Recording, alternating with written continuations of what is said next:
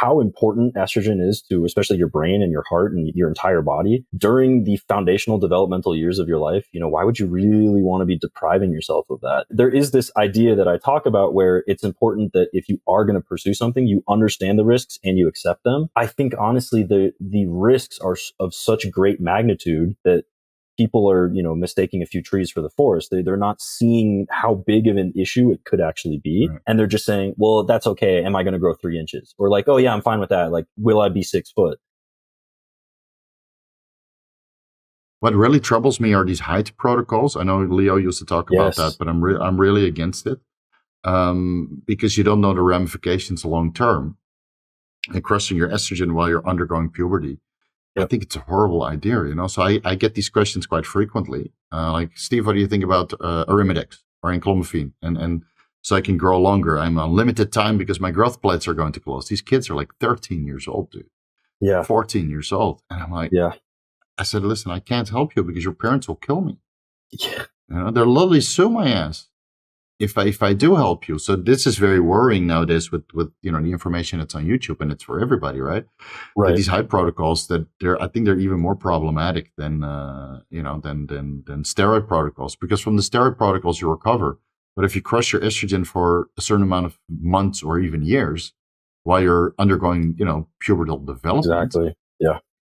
I mean, the cardiovascular system takes such a beating. And nowadays, the cardiovascular system, you should treat like it's a pair of testicles, even more. Yeah, because, I mean, with this day and age, you'll just die. I see it happen all the time. People with cardiovascular complications, and they just die because of the pandemic and stuff. Yep. So do you get a lot of these kids as well, your direct messages? It's one of the most concerning things, because it's one thing, exactly like you're saying, with steroids, where the HPTA will recover, and obviously if you're younger, there's a lot of issues with that anyway. You're still in your developmental years, your body is so sensitive to something like that. But with the height growth protocols, how important estrogen is to especially your brain and your heart and your entire body during the foundational developmental years of your life, why would you really want to be depriving yourself of that? Mm-hmm. And there is this idea that I talk about where it's important that if you are going to pursue something, you understand the risks and you accept them. I think honestly, the risks are of such great magnitude that people are, mistaking a few trees for the forest. They're not seeing how big of an issue it could actually be. Right. And they're just saying, well, that's okay. Am I going to grow 3 inches? Or like, oh yeah, I'm fine with that. Like, will I be 6 foot? And another thing that I've noticed is, I have a funny story about the whole height thing, is when I was in middle school, a girl rejected me because I was too short. And so I had this like whole... Fuck! Dude, you should send her your TikTok subscribers now. Like, look at this. Look at what you're missing out on. Right, look at all these affiliate discounts, commissions that I'm getting. So it was in my head, like all of high school. I'm like, wait, like, am I actually a short guy? Like, is this going to affect me? And I was so in my head about it. And then I graduate high school and I'm like, it doesn't actually matter that much.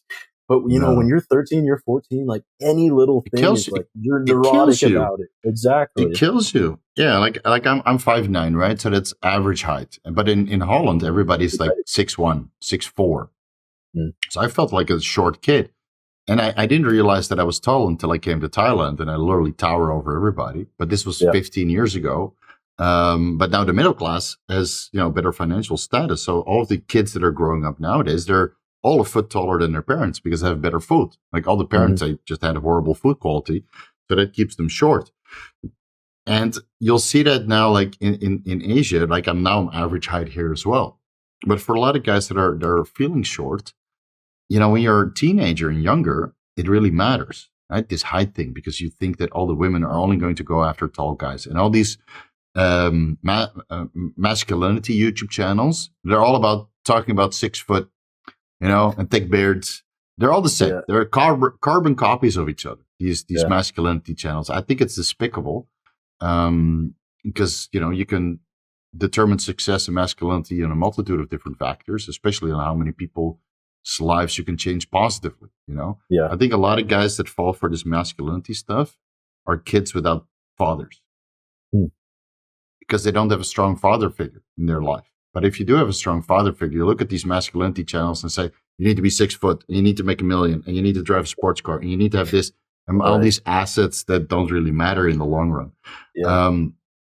They don't they don't really know how to compare that to their own dad because he either wasn't around or he was just not present in the education process. And Right. I think that's also a lot where the young guys go wrong because they look for guys like me or you as a little bit of a replacement father figure when it comes to the knowledge. And Definitely. then you tell them no, and that hurts. Yeah. Yep. They There's a say, little no, bit you of can't do this. You can't do the cycle. You can't do an interval cycle because you will, and then you literally replace the dad that would also say no, and they get pissed, and they do it anyway. It's very difficult to kind of get through to these kids, even though you were smart enough to say the no to the D-bol and testosterone only cycle, right? yeah. So Right. I do think there's outliers out there, but I think you need to have it internally. Like, wait a minute, let me take a step back, assess the situation, and then see what I can do. Right. That's exactly what you're talking about with the father situation is no one looks at their dad. And if someone says, oh, describe your dad, and you say, oh, he's 6 foot, that's not really a marker of his character, like how good of a dad he was. Right. So Right. I think when you take a step back and you look at the situation on the whole, the height or the beard or whatever the factors are, that's not really how you're remembered. It's more how you carried yourself and what impacts you had Mm. on the world and like what you contributed, especially to the people around you, but also to your kid's life. And so Right. that's where, even as an influencer, if you look at yourself like that, where it's like, okay, I'm this metaphorical father to a lot of viewers, Mm-hmm. you know, what do I provide them with? How do I treat them with care? And if they are coming to me with a really bad idea, how do I let them down easy? In my live Yeah. streams, when people come to me and a common question with young kids is like, hey, where do I buy testosterone? Where do I get the good stuff? So Yeah. my immediate my immediate metaphor is always I imagine that I'm a dad and my 12-year-old Mhm. son comes to me and asks if he can drive the Ferrari. My answer is Right. no. There's no Yeah. way you were driving the Yeah. Ferrari. But if he's older and knows how to drive and is Mhm. educated and has already, maybe driven something uh, less special than that, Right. then yeah, maybe I'd say, And okay, go ahead. didn't break it. And didn't break it. Yeah. And so, because if you imagine it the opposite way around, if I say, no, you can't drive the Ferrari, they sneak into the garage, they grab the keys anyway, they go take it for a drive. What do you think's going to happen? They're going to flip the Ferrari and blow themselves up, right? Yeah. it's just, Very it's always true. how it's going to go.